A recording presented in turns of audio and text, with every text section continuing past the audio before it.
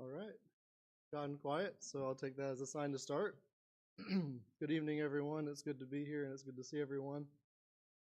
We're continuing tonight in our lessons on singing and growing in our ability to sing well. And tonight, we're going to be talking about leading and ways that we can improve on that and fundamentals that we should know about if we're going to lead. And we'll touch on different aspects of that, including pitching, beating time, and the demeanor that we have while we lead. But let's begin with a word of prayer. Our holy and righteous Father, we're thankful for the time that we have to be together this evening to encourage one another, to work on improving in our singing. We want to do all things well to your glory. And we pray that the things that we practice will be pleasing to you. Thank you for the Bible classes and the teachers that we have here, and help those to be fruitful this evening as well. Thank you most of all for Jesus and his sacrifice for us. In Jesus' name. All right. So I wanted to lead off this evening by saying that this is not intended to step on anyone's toes. It's very possible that it is certain that if you have led a song, will have made a mistake that I talk about this evening. And that includes me as well. I've probably made every mistake in the book, but the good thing about making mistakes is that it shows us where we can improve, and it gives us somewhere to focus on. And I think that's how we should take anything in this tonight as well. And the other thing I wanted to say is that there's no way in this class that we can truly, thoroughly cover any of the subjects that we're talking about. We're just kind of brushing the surface, and there's a lot more to be said, and a lot more practice that would need to be done to really get a good feel for these things. So if you're interested in learning more after this class or any of the other classes, just let me know, and then we can talk about some outside practice that we can do together. But I want to begin this evening talking about pitching.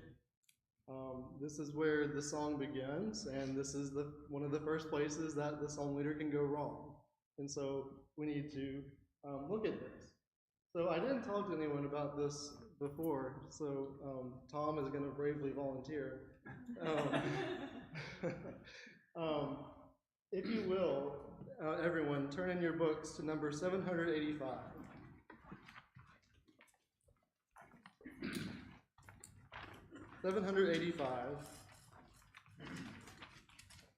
And Tom, and everyone can know that we didn't collude on this because I didn't even talk to him beforehand.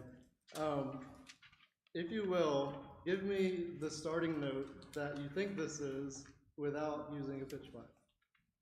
Without using a pitch pipe? Yeah. Okay, hold on a minute.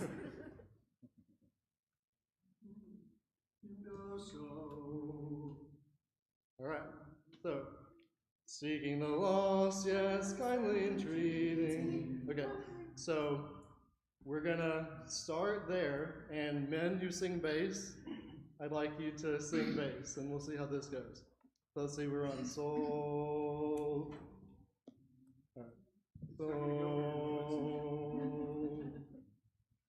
Seeking the lost, yes, kindly entreating, wanderers on the mountain astray, come unto me, his message repeating, words of the Master speaking today.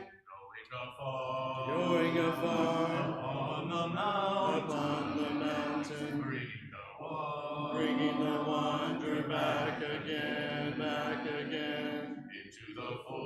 into the fold of my Redeemer, Jesus the Lamb, for sinners slain, It's too low. So, do you think that was too low? Yeah. Okay. So let's hear how that should actually sound, and we'll just sing up to the chorus. We won't sing the whole chorus this time. Do sol. Seeking the lost, yes, kindly entreating, wanderers on the mountain astray. Come unto me, his message repeating, words of the Master speaking today. That's much better, right? And so that's the problem, right? As song leaders, if we don't get the right pitch starting out, we can effectively remove at least one part from being able to sing the song. At least most people, unlike Aiden, who has a very deep voice. So it's a real problem, and it is not something to take lightly, because we're affecting people's ability to participate. So another example, I probably already made my point, but let's go to 757. And I won't call on anyone out of turn here. I'll do it myself. So let's see. I'm going to use the pitch pipe just to make sure that we sing it too high.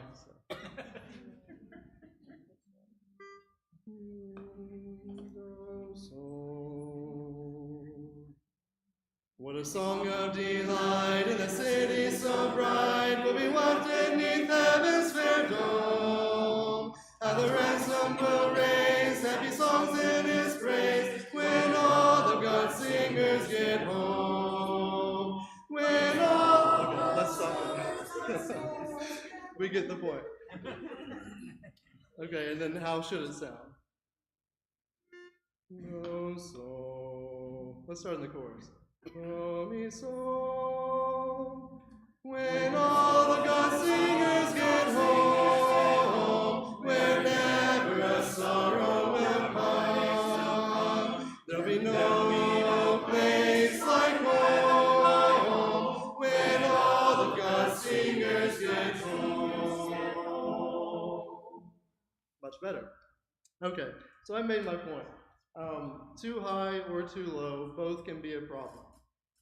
So that's why we're going to spend the first part of our lesson tonight talking about and reviewing how to find the right pitch, because Leslie's already talked about this a little bit, but let's review one more time. And one thing I'd like to say, and Leslie was right in saying that in our books, we do have the starting note in the bottom right-hand corner of the song, and that's very helpful.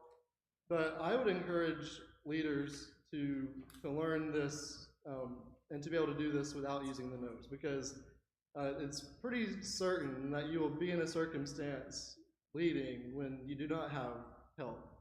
And that's when you see people get the deer in the headlights look, and they just kind of have to guess, and sometimes it works and sometimes it doesn't. So does anyone remember what the two things that you need to memorize when it comes to finding the correct pitch?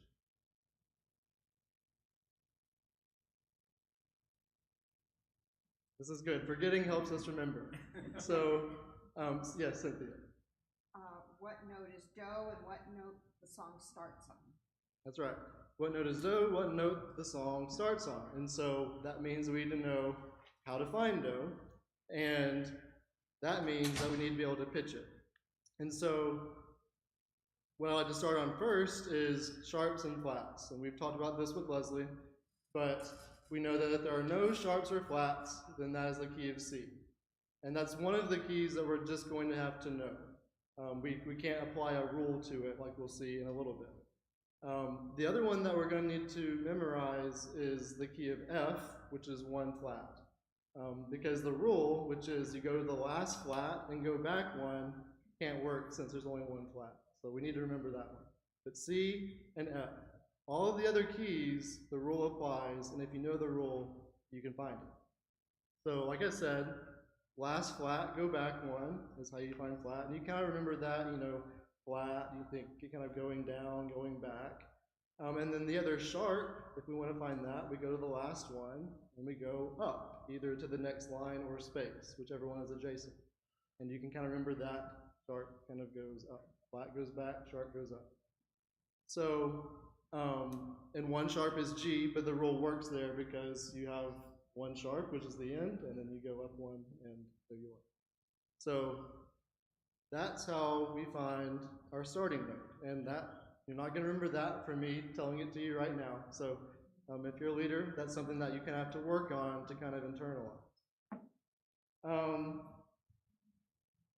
And as Cynthia said, we're going to need to find where do is, and that's what we did by finding the pitch, but then we're going to know where to go. And so that's when we need to see where is the triangle, the do, and is my starting note below or above that? That's usually a pretty good indicator.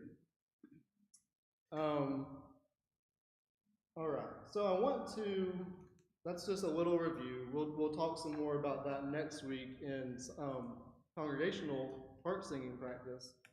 But what I want to do now is to do some scale exercises. So just kind of going up and down the scale, just getting some practice. And this is something that you can do on your own at home, and this is something that I would encourage you to do, especially if you're trying to learn.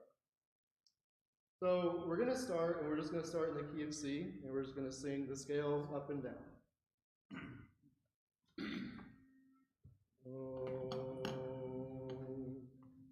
Do, re, mi, fa, sol, la, ti, do. Do, ti, la, sol, fa, mi, re, do. All right. Now I want to do that, but I want to do that as you would as a song leader, skipping to do, mi, sol, do. So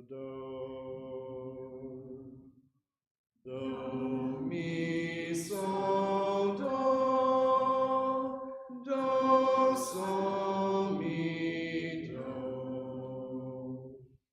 That's our major intervals, and that's the ones that you'll use most often as a song leader, finding your starting note.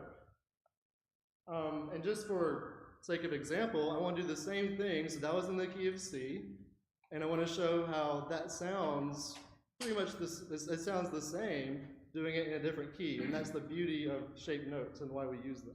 So now we're going to do it in the key of E flat, up a few pitches. Do, and we're going to do the scale up and down.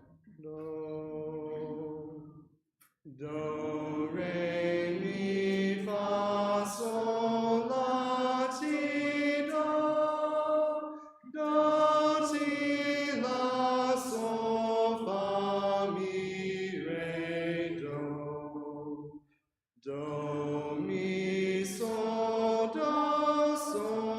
mi, do. So it's the same intervals even though we're in a different pitch, a different key. And that's why it works, that's why it's useful. Because it takes something that's absolute, key of C versus key of E flat, and it makes it relative, and it makes it the same by putting it in shape notes. And that's just easier to learn. And we'll do more sight singing practice next week in the part singing.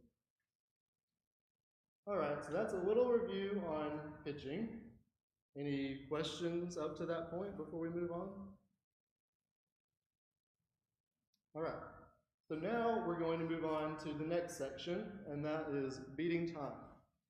So once we've gotten the song pitched correctly, now we need to beat it and lead it correctly. So the basic thing that I want to start on first is talking about what are we doing with our hand when we're up here, because that can be kind of hard to know if you don't know. So there's three basic things that I want to talk about as fundamentals of what we're doing with our hand when we're leading a song. And so that's in fundamental ways that we should be doing it. And so that's the beat plane, where our hand is coming to every time we beat. That's height, how high is our hand when we're leading? And then where is our hand? Is our hand flat? Is it palm backwards? Where should we put it? And these are recommendations. You might hear other people teach things differently, but this is the best way I have seen taught do it. So I want to start by everyone, if you want to, getting your hand in a position, probably about even with your ear. And we're just going to start by beating our hand up and down on an imaginary plane. So let's picture maybe the plane is at your elbow or something, somewhere around that region in the chest. And we're just going to practice beating the hand up and down on that plane. I see some different interpretations of how the hand should move, and that's all right. We can work on that. But first, I just want to get this kind of feeling of this imaginary plane that our hand is coming down to. All right. It might feel kind of silly, but we will build on top of that. So now we've figured out kind of where our plane is, kind of around our chest area. But how high do I want to send my hand? Do I want to do it here? Do I want to do it here? Where do I want to do it? And so my recommendation is when you're beginning to begin, I like to have my hand about maybe a little over eye level. And you can kind of practice that if you want to. Not quite even with my eye level, but a little above. So that gives us somewhere to go. Because the problem is, if I start here, and you got to remember, and as a leader, you need to be cognizant of where your podium is, because your podium dictates what people can see. And so, if my beat is coming down here, no one can see where that is. And that might not be something that we think about at first, but at the end of the day, beating is about so everyone can see it and stay together. So starting here, so we have somewhere to go. And like I said, our beat pane is about chest height. And so we want our beats to be about here. And if you're thinking to yourself, he doesn't normally beat like that, you're right, and I need to practice that. But about this motion is what we're wanting.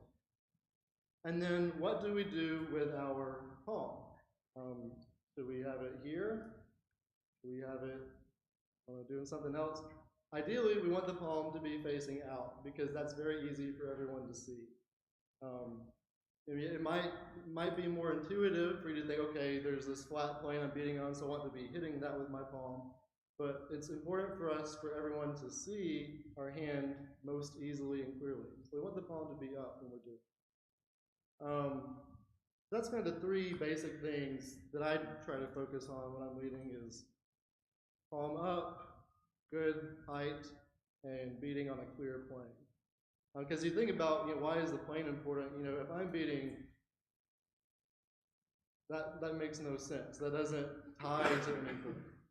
So those are the three things. And the thing I'll say about practicing leading is mirrors are your friends. Because I can tell you, when you get up here and you lead, you will feel like you're doing one thing, and then when you see it, it does not look like what it feels like in your head. I feel like I've got plenty of height when I'm leading, but I'm leading right here. Because there's lots of stuff happening when you're up here. It's nervous, you're nervous and things are happening, and it's probably not the first thing you're thinking about. So practicing in front of a mirror, kind of connecting what it feels like to what it looks like can be really helpful. So now that we've done that, we're going to review the different notes again like Leslie did in our classes before. And just a quick review, the main ones that we're going to see are going to be whole notes, half notes, quarter notes, eighth notes, and 16th notes. And if you think about it, that's just all, each of those is just having from the previous one.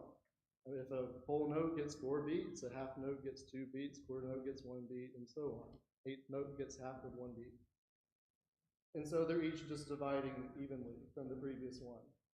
So let's look at number 122. God is so good.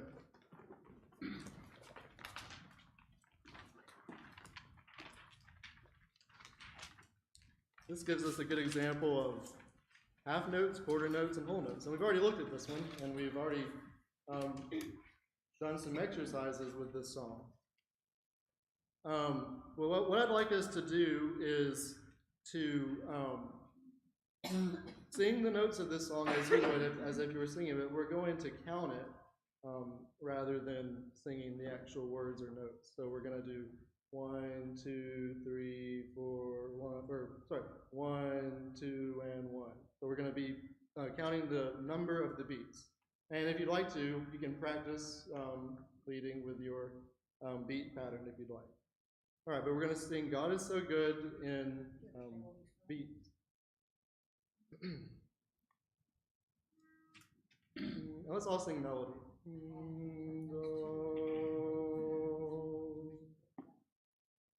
One, two, and one, two, one, two, and one, two, one, two, and one, two, and one, two, one, two. Good job. That probably feels really weird. It does to me. But what we want to start doing is kind of internalizing this sense of rhythm and connecting that to our beats and what we're beating. We want our beats to be falling when we're coming down onto the plane. That's connecting to a specific beat in that measure. So my downbeat is 1, and if it's this song with just 2 beats, downbeat is 1, upbeat is 2. Downbeat is 1, upbeat is 2. So that's an example of half and quarters. Let's do a little more complicated example at number 133. Now this is going to incorporate some eighth notes and some dotted eighth notes and 16th notes.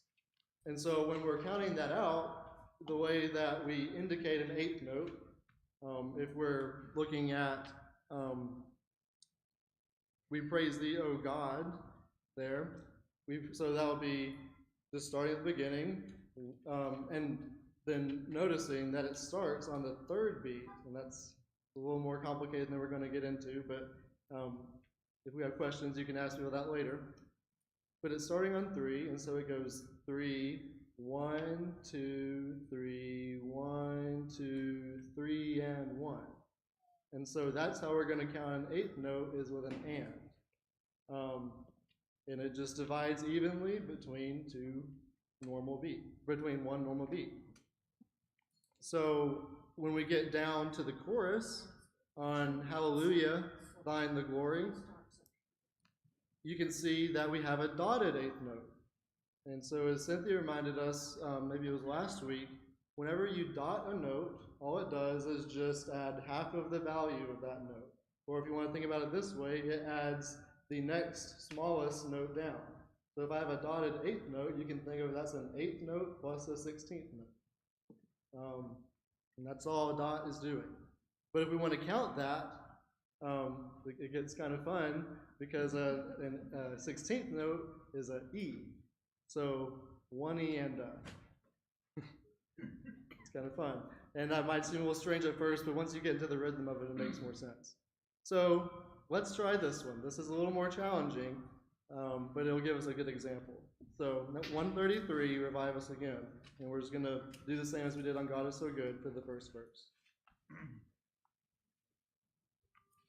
Do, so. Remember, we're starting on 3.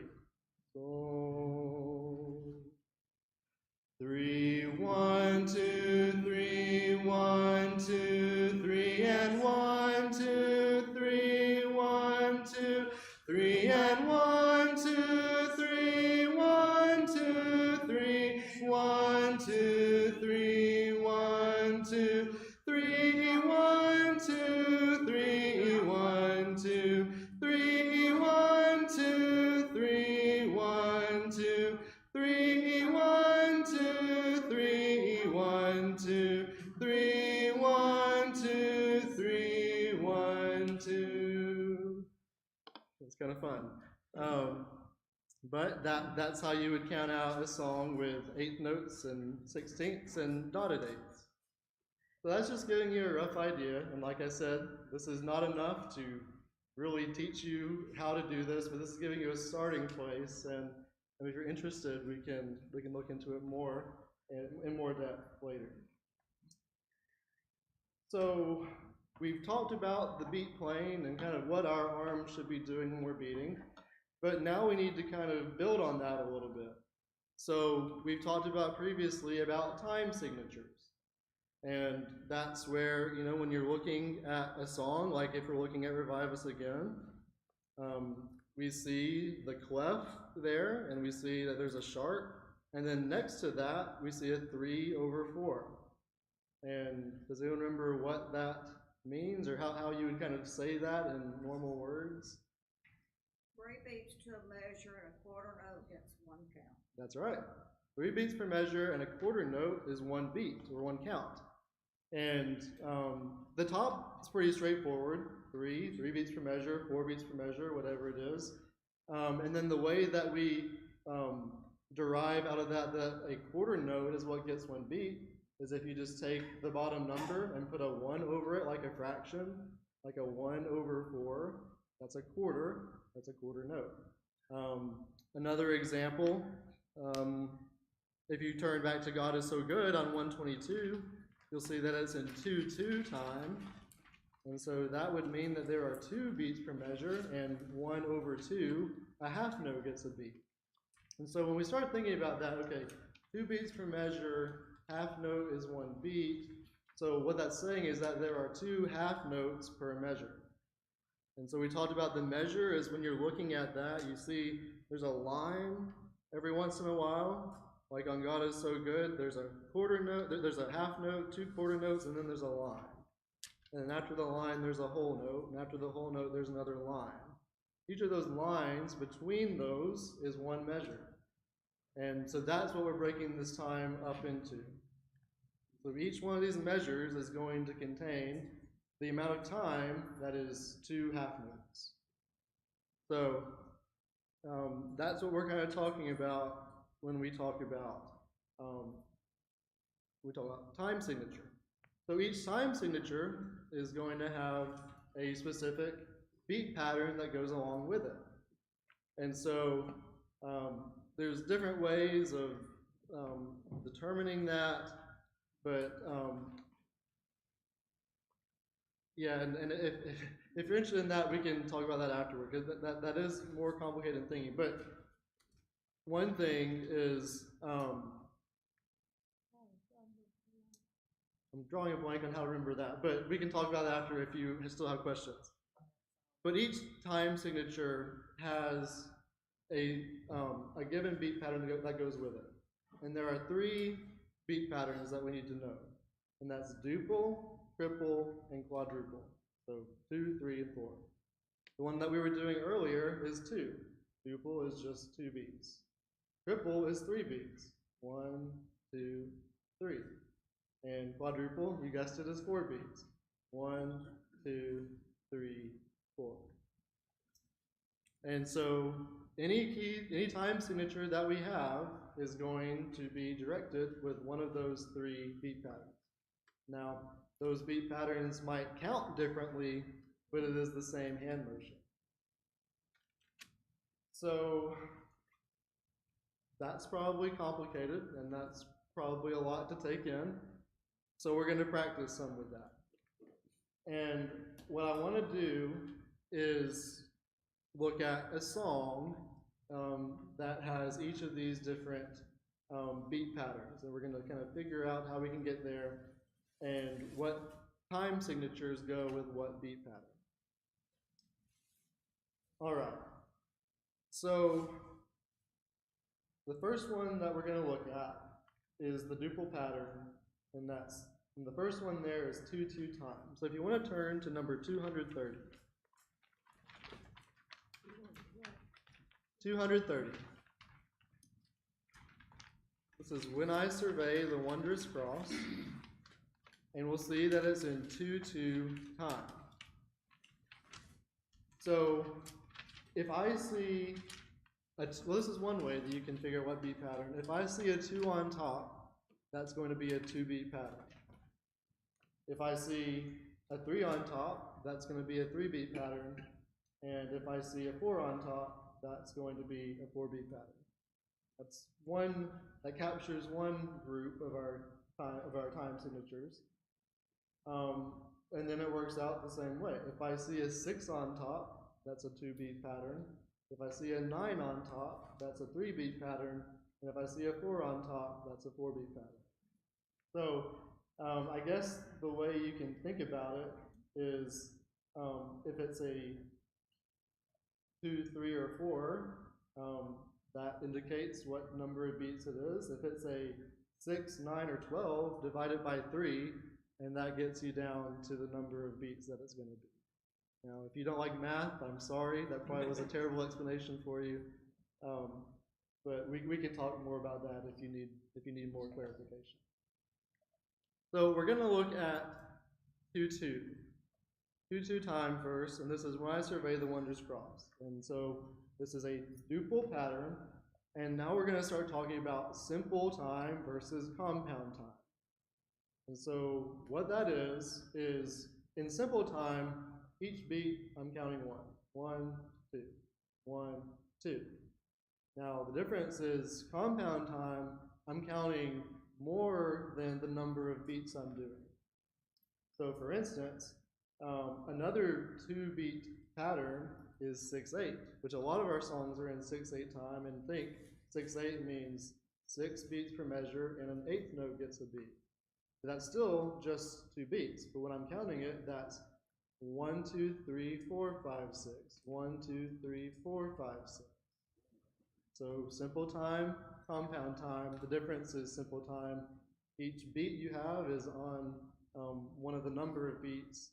Compound time, each beat contains multiple beats.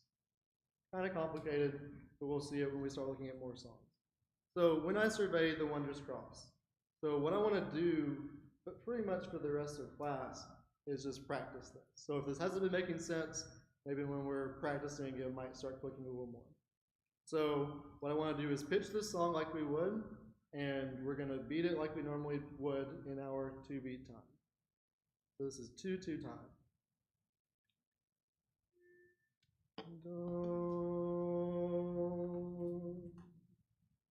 When I survey the wondrous cross on which the Prince of Glory died, my richest gain I count but loss, and pour contempt on all my pride.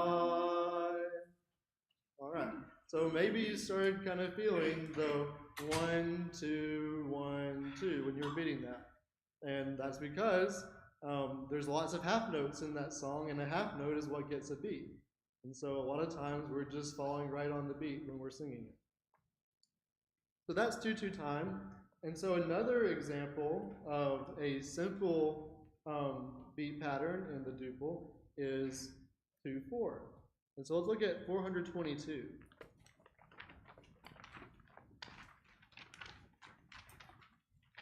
And we're not going to do this for every single one of the beat patterns. This is just to show you how it's the same exact beat pattern, but it's with a different time signature. Same number on top, so there's still just 2 beats per measure, but now it's not the half note that's getting the beat, it's the quarter note. And so that's reducing the amount of time in each measure to 2 beats rather than, to 2 quarter notes rather than 4 quarter notes, if you want to think about it that way. This is Lord, we come before thee now. And so we're going to do the same thing on this one. We're going to sing it and beat it, and we'll kind of look for some similarities and for maybe if it feels different.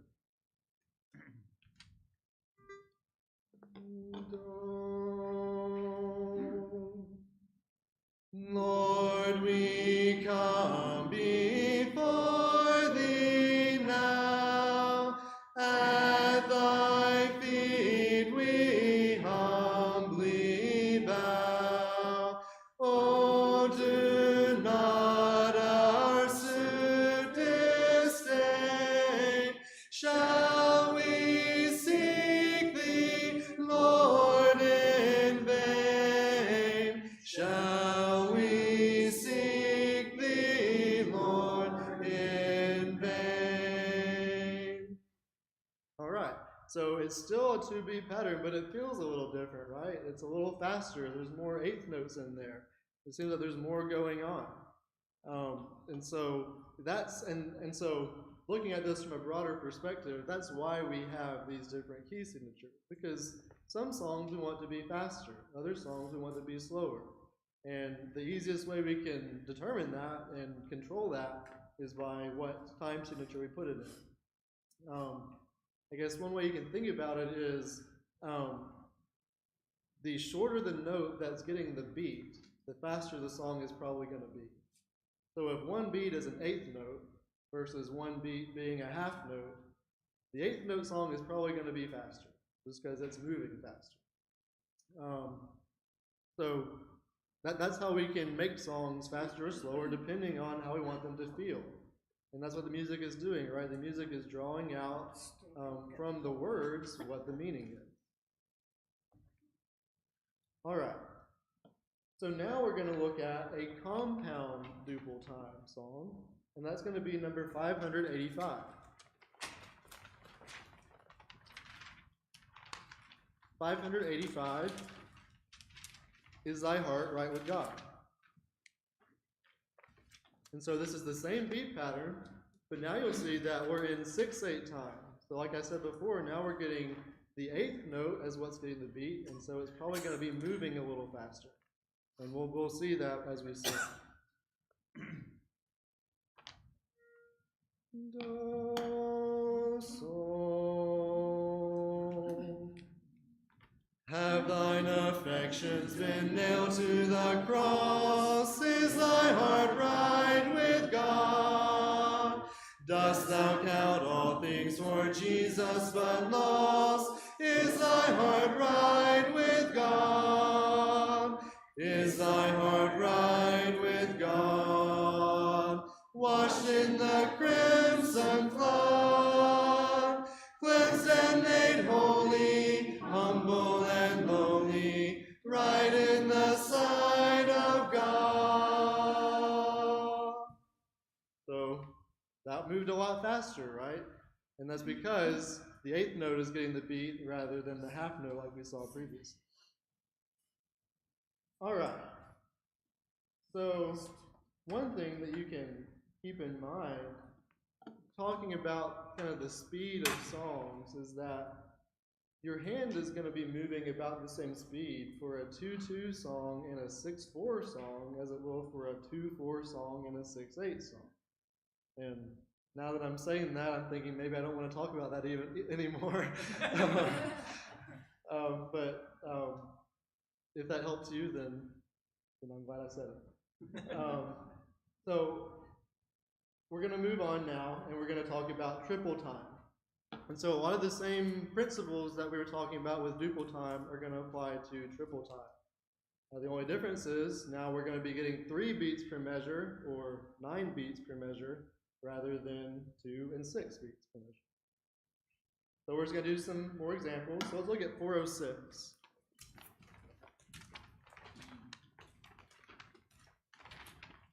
"406, Son of my soul."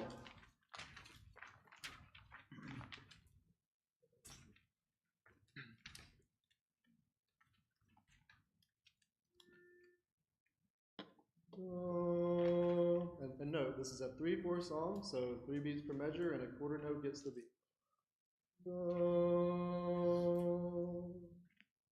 Son of my soul, thou Savior dear, it is not night if thou be near.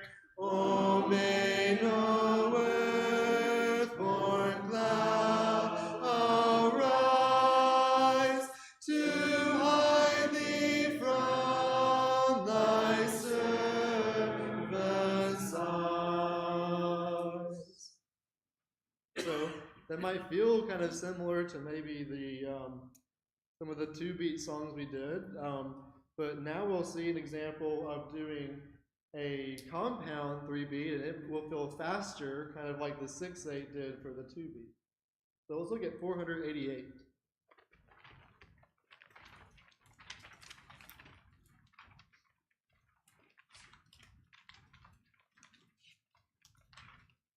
Actually, I'd rather do 663. I'm editing my notes as we go along, if you can't tell. 663. Heavenly Sunlight. 663. So now this is a 9/8 time signature. And if we go back to my math advice, if we divide that 9 by 3, that gets us down to 3. So 9 divided by 3 is 3, so 3 beats per measure. Or three beats of your hand. 9 beats per measure. And then it's over an 8, so an eighth note is 1 beat. Probably faster. Let's see if that holds true. Do, so. Walking in sunlight all of my journey, over the mountains, through the deep vale. Jesus has said, I'll never forsake thee, promise divine that never can fail. Heavenly sunlight, flooding my soul with glory divine. Hallelujah, I am rejoicing, singing his praises, Jesus is mine. There's a few things that were maybe different in that song that might have thrown you off, so let's look at those. Maybe your beats felt off because you started on a downbeat maybe, but then it felt like sunlight should be on a downbeat. And so when I talk about downbeat, what do I mean there? I mean, you'll notice whenever you're beating, there's one beat where you're going here. And that's the strongest one, right? 1, 2, 3. 1, 2, 3. That downbeat, that emphasis is on the beginning of the measure. So that's one thing where it's not quite feeling right when I'm beating. I'm probably beating off of the measure. I'm probably beating my downbeat on the 2 or the 3 beat. That's one thing that you can kind of catch. So see on this note, on this song, we start with 3/8 notes and then there's a measure line. So, okay, we know that this is a 9/8 song, there's 9 beats per measure and an eighth note is 1 beat, but this is only 3. And so the song's trying to trick you almost, and it's starting on your 3rd beat. It's starting on the last 3/8 notes. It's not a full measure. If you'll look to the end of the song, you'll see, which is kind of hard to tell because it's all quarters and dots, but if you separate that all out into 8th notes on Jesus' on mine, and you see how there's a long note there with a dotted quarter tied to another quarter note. If you break all that up and add the little 8th rest on the end, that's 6 8th notes.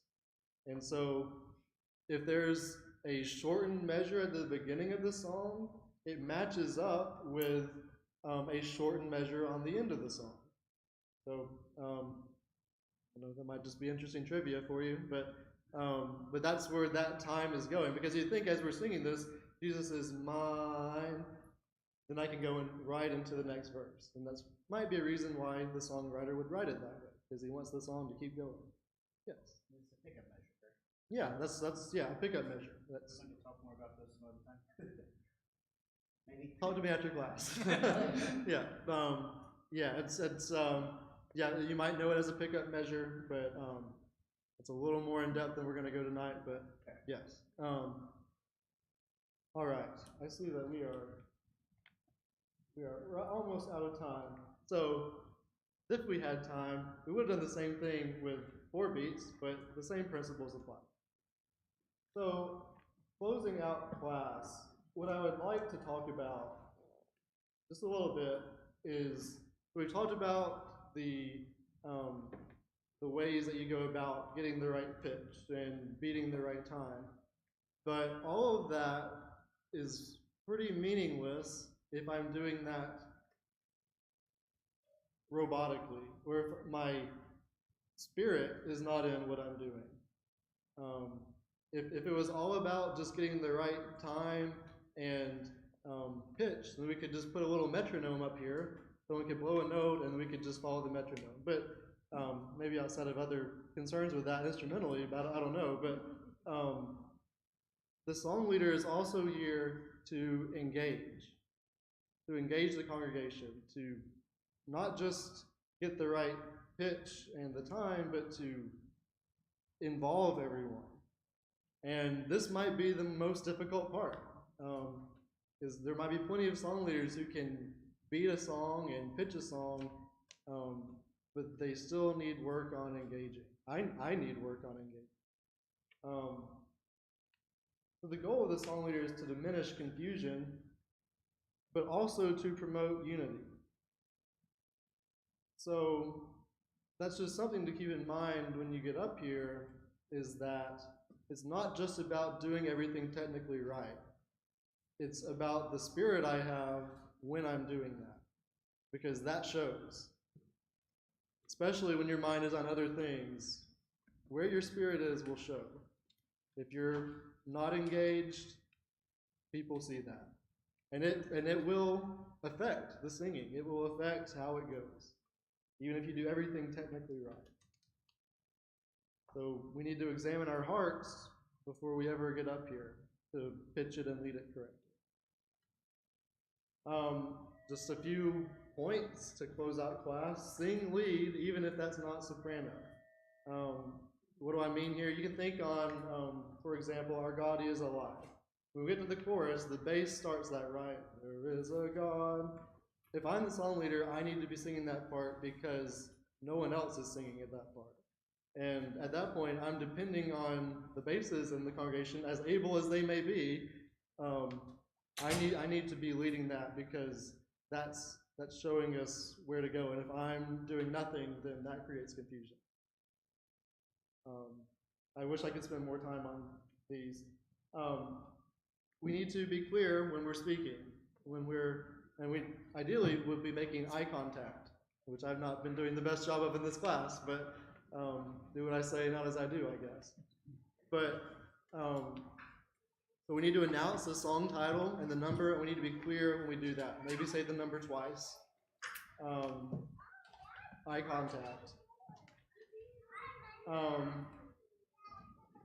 Yeah, and that's the class. It was not enough, I'm sure, but if you're interested in learning more, get with me afterwards and we can figure out how to help you there. Thank you very much.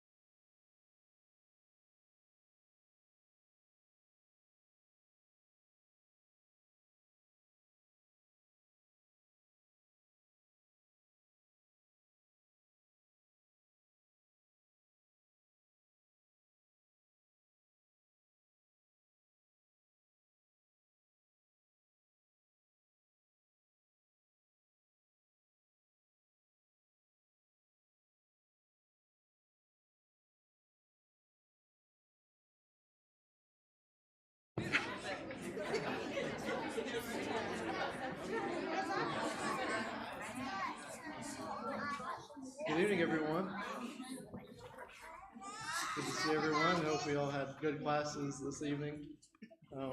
Tim was saying that he would hate to be the person to have to lead singing after the song class, and that's me, so we'll see how well I follow what I said. If you want to mark your song books to number 811. 811, I Am Coming, Lord. That will be the song after the invitation.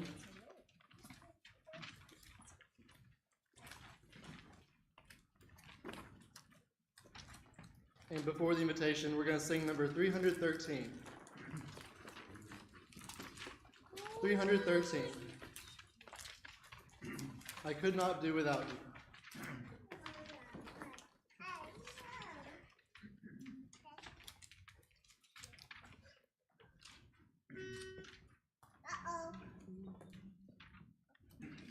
Do, so. I could not do without you, O Savior of the lost, whose precious blood redeemed me at such tremendous cost. Your righteousness, your pardon, your precious blood must be my only hope and comfort, my glory and my plea. I could not do without you. I cannot stand alone. I have no strength or goodness, no wisdom of my own, but you, beloved Savior, are near in all I do, and weakness will be power if leaning hard on you. I could not do without you, for all the way is long, and I am often weary, as I replace this song. How could I do without you? I do not know the way. You know, Lord, and you lead me, and will not let me stray.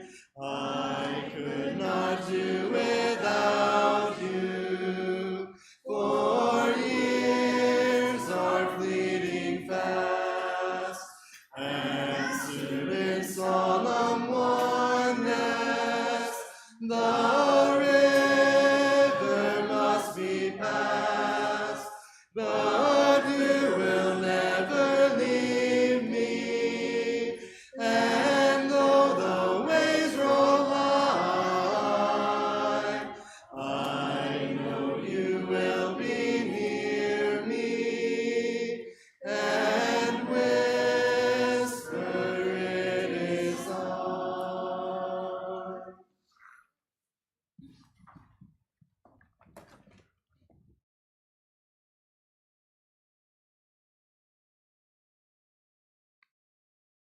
Just a few remarks this evening by way of invitation and encouragement. I'd like for you to think about the best days of your life. Kind of a highlight reel for your life. You think for a moment the very best days and the very best things happen to you. Maybe it's your 8th birthday and all your friends were there, all your favorite people were there, and your grandparents were all still alive, and it was just you got everything you wanted that day.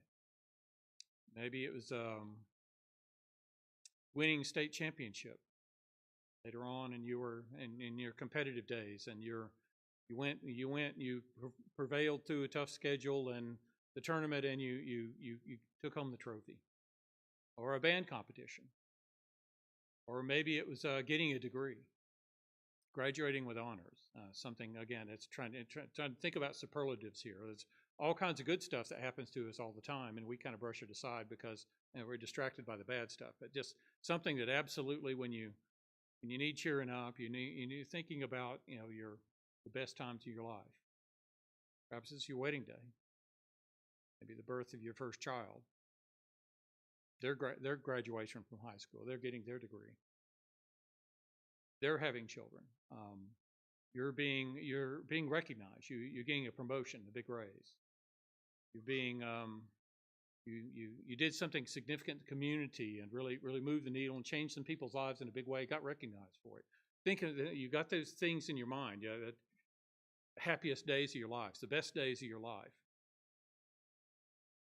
How about when somebody made fun of you for serving God? How about when you had to forego your rights to keep the peace for the benefit of someone else? Or you had the power to act, you had the strength to act, you had to really the great opportunity to put somebody in their place, but you held that in check. What about when you were lost and dejected and felt like you were without friends, or with your support network had failed you, you lost your job? Those times in which your spirit was crushed. Are those your happy times? Are those the times that you felt blessed? And probably the very most familiar sermon that Jesus ever taught. He led with moments like this. He said, those were the times when people were blessed. Your translation may actually say happy. Last year, when Tim started teaching us about the Sermon on the Mount, or about lessons about the Sermon on the Mount, yeah, it was December, but technically it was last year. It has been a while, but it's been some while. And I thought about how startling this teaching would be.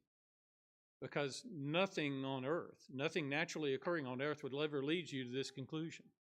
Would ever make you think that, yeah, that's the way things work. I'm looking forward to those times in my life, so I can count myself as blessed, as happy. Those are going to be my highlight reel. Was when I was truly eligible and truly deemed a citizen of the kingdom of God. It's not the way that while we're living in this life under the sun, we're not taught to think in that value system, aren't we? That's not what we think about in our highlight reels, those times when we were really brought low and discovered just how spiritually needy we were, how insignificant we were in this life. How we are taught in the scriptures, as hard as this is and is counter to all of our feelings on the matter, that we ought to count it joy when we suffer for the Lord's sake. When people do make fun of us for being weirdos or peculiar, or even for doing good, when people revile us for that's something that we ought not to think, well, I'm going to remember that all right because I don't get mad, I get even. That's not what Jesus was talking about. Jesus was talking about don't count those things, don't mark those days on your calendars among your best, because you're keeping score, you're keeping a ledger of some kind of rights, of wrongs that you need to right before you pass this life. Rather realize that you're being tested, you're being proven to be citizens of God when you find yourself at odds with this life. And in fact, we need to develop a mindset to train ourselves to be blessed in this fashion, to count ourselves, to recognize when we're being tried, we're really being tested in the way that Jesus described here, in which we're being challenged to be pure in heart. Not only pure in motive, but completely pure in our heart, and realizing that being pure in heart doesn't pay so well. Matter of fact, it's probably not going to help you in the paycheck department. It's probably not going to help you rise up in the ranks in your organization, and it's maybe not even bring you the esteem of your neighbors or the members of your community, or even in your family. That behaving like this is not necessarily going to make it appear that you're getting ahead at all, that you are entitled to any kind of blessing or happiness. Matter of fact, people may look at you and say, man, I'm glad I'm not going home with him. I'm glad I don't live in his house. I'm glad I'm not having to walk in his shoes. because he's got a hard life. He's had a difficult life, and I wouldn't trade places with him for anything. That in fact that may be an indication, providing that you're not suffering because of wickedness, that may be an indication that you're on the right path. Although almost nothing in this life, I guess only enlightened parents or someone that's enlightened to the ways of the kingdom who could teach you this could help you to arrive at this conclusion. And in fact, being poor in spirit, hungering and thirsting after righteousness, being meek, being peacemakers, doing without, being reviled for doing good, is actually the life that we should be aspiring to. Not hoping that we can get by without anybody noticing too hard, or we won't be called upon to do this anytime soon, but rather this is what we ought to aspire to, because Jesus told us that this is the blessed and happy life. This is the kind of highlight reel that a servant of God can expect. So I invite you, while you were thinking about all those good memories and everything, don't tarnish them. I'm not trying to take them away or taint them in any way, but I want to put them in the proper valuation, because in the life after this one, those memories may have no benefit to you at all. They may only the benefit, the pleasure that you've derived from them by living life under the sun may be all that they're good for. They may, in fact, you may use them to spark your attitude, give yourself a boost, like going on the internet looking at cat pictures or something. That it may lighten your spirit some, and they may be useful in that way. And it may even be great to even share them and share those happy feelings with your loved one, or to be reminded of the things that we've experienced together, perhaps. That's not the kind of thing that Jesus says that is making us fit citizens of the kingdom of heaven. We need to adjust our thinking while we're trundling here as pilgrims, as life under the sun, to learn to obey and to appreciate the values that Jesus taught in this opening, startling statement about the kingdom of heaven. It's a thought that I wanted to share with you. I've been dragging with us since sometime in December when we began the study, and it's stuck with me, and it's come back to mind, and I guess my need to tell may have overwhelmed your need to know, but that's what I wanted to share with you this evening. This lesson hasn't been specifically designed as an invitation to obey the gospel, although that's ultimately what Jesus was inviting his listeners to do, ultimately through this delivery of this great sermon that he gave that's recorded to us in Matthew 5 through 7. He wanted most foremost of all is the listeners to be impacted by his message, not to gather followers behind him so he'd have strong numbers and be able to sway the local politics and lead a revolution to change the government in Judea. But rather, he hoped to lead a private spiritual revolution of people who wanted to find and to be members of the kingdom of God. This is only part of his mission, is the teaching part. He came to offer himself as a sacrifice for our sins, and the scriptures tell us this. You believe that Jesus Christ, as the Son of God, came and lived among men to teach us, to give us an example of how we ought to live, to draw us to God, and ultimately to sacrifice his own life, shed his own blood for our salvation. We would invite you to act on that belief by coming forward as we stand and sing.